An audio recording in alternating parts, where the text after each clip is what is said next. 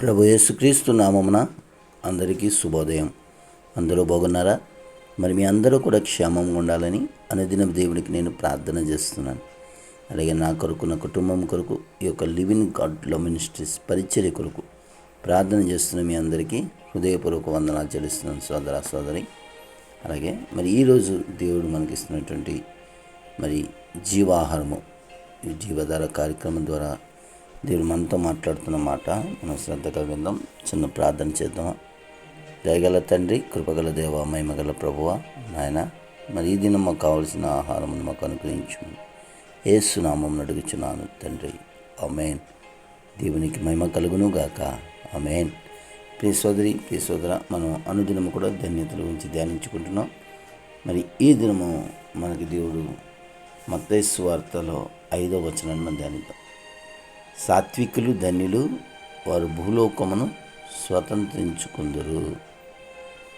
సాత్వికులు ధన్యులు అని ఈరోజు దేవుడు మనతో మాట్లాడుతున్నాడు. సాత్వికులు అంటే తగ్గింపు జీవితం కలిగి కోపం రాకుండా ఉండగలగాలి.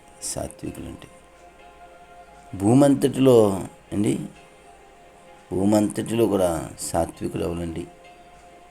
భూమంతటిలో అంటే దేవుని ద్వారా చెప్పిన మాట ఏంటంటే, సంఖ్యాకాండము 12వ అధ్యాయము 4వ వచనం 3వ వచనం ఉంటుంది.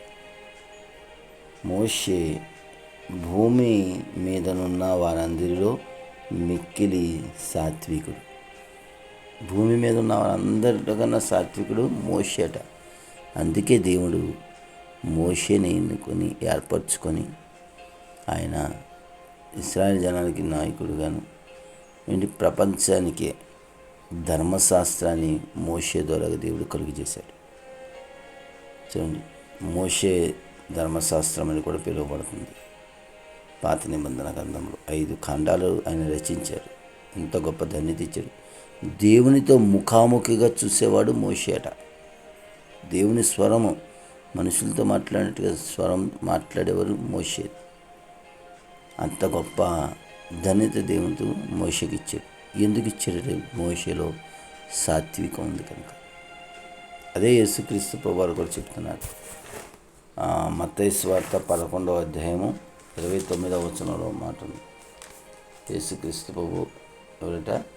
నేను సాత్వికుడను, దీన మనస్సు కలవాడను గనుక మీ మీద నా కాడి ఎత్తుకొని నా యొద్ద చేర్చుకోండి, అప్పుడు మీ ప్రాణములకు విశ్రాంతి దొరుకును.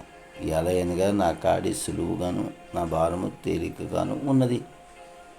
మనం మన కుటుంబాల్లో మన మనసు, మన హృదయము, మన కుటుంబము అన్నిటిలో కూడా శాంతి సమాధానం కలిగి ఉండాలంటే మొదటగా మనము సాత్వికులుగాను దీన మనసు కలివారే ఉండాలి. మనలో సాత్వికం లేదు, దీన మనసు లేదు, తగ్గింపు జీవితం లేదు. మనం ఎవరే మాట అన్నా మనం ఆగలేం. సాత్వికం లేనప్పుడు, కోపం వస్తున్నప్పుడు, కలహాములకి ముందుగా ఉన్నప్పుడు ఎప్పుడు కూడా శాంతి సమాధానం ఉంది. ఇంకా మనం ఎలా డెవలప్ అవ్వగలం?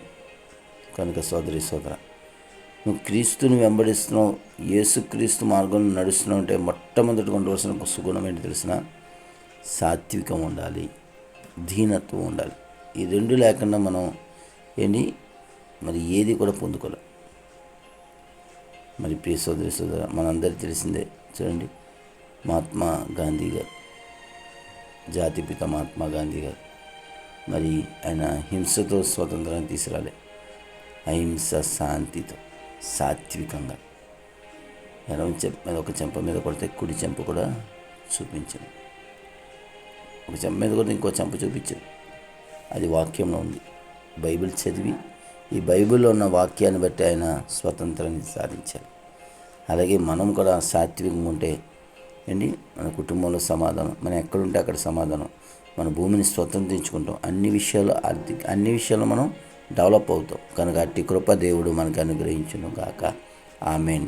అలాగే ఈరోజు పుట్టినరోజు వాద్యములు జరుపుకుంటున్న వారందరికీ దేవుడు నూతన దయా కిరీటాన్ని అనుగ్రహించును గాక, ఆమేన్, ఆమేన్.